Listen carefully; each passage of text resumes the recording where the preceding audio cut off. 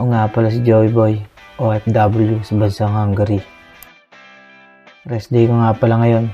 Sakto at may nagaya mag-inom. Kaya tara, samahan niyo ako.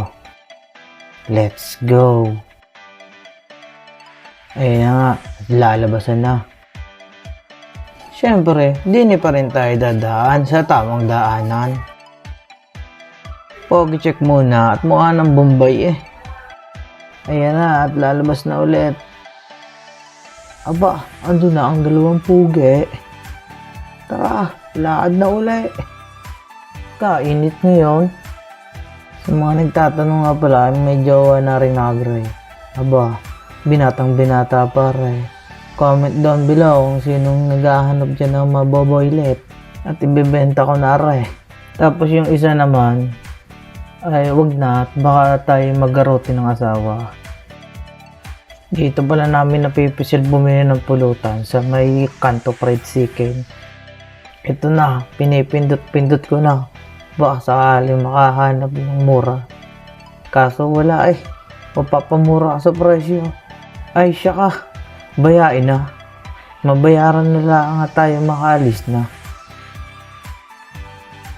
Hagudin mo kapoge. Tamang waiting muna habang naghihintay. Ayan na pala, ang Kanto Fried Chicken. At ayan na nga, lumabas na. Pugi check muna kayong dalawa, aba. Ayan na, itsura ng takam sa fried chicken. Daan muna tayo din at makabili ng lason. Shoutout nga pala sa mga kapogi yung nagpapa-shoutout. Hindi ko na kayong maisa-isa eh. Wala naman kasi dining listahan. Aba, dahan-dahan lang kapogi. Huwag mo masyadong kahakutin. Kala ko iaalwas mo na lahat na eh. Kabilis ni Pogi. Nabayaran na kagad. Baka naka-fast forward yan. Ano bang ginagawa natin din eh? Tayo umuwi na at nang maumpisahan. Pasok sa lungga mga kapogi. Oh, picture muna sa video. Baka sakaling makuhanan. Ganda lang ang setup namin dito sa accommodation. Taman silang baga. Pati parang hindi naman inuman na rin. Kita mo naman. Mayat maya nang umuya si kapogi. Andi pala ang isa nating idol. Aba, klase bagong gising. Sa mga kapogi natin dyan na nag-abroad, huwag niyo masyadong yakapin yung homesick. Huwag din puro trabaho. Maglupagi din kayo minsan. Enjoyin niyo lang ang buhay. Di lalaon makakauwi din kayo pagkatanggal. Shoutout nga pala sa barandang iniinom namin. Baka naman, kahit lingguhan lang. Ganyan lang mga kapogi. Tamang inom lang, tamang kwentuhan, tamang kantahan.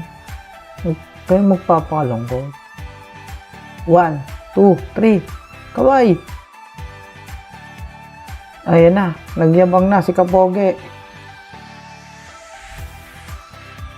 Sa mga nanonood nga pala ng mga kalokohan kong video din sa FB, pa-comment down below naman ang lugar nyo para malaman ko lang kung napapanood to ng kapitbahay namin mga kapogi. Hatid ka na muna ring dalawa pauwi, baka maligaw eh.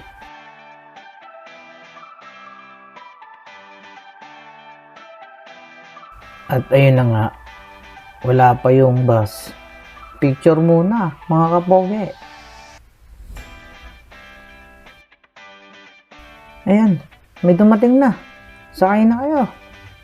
Ingat. Hatid ko na lang sarili ko mga kapogi. Hanggang dito na lang. Salamat sa panonood.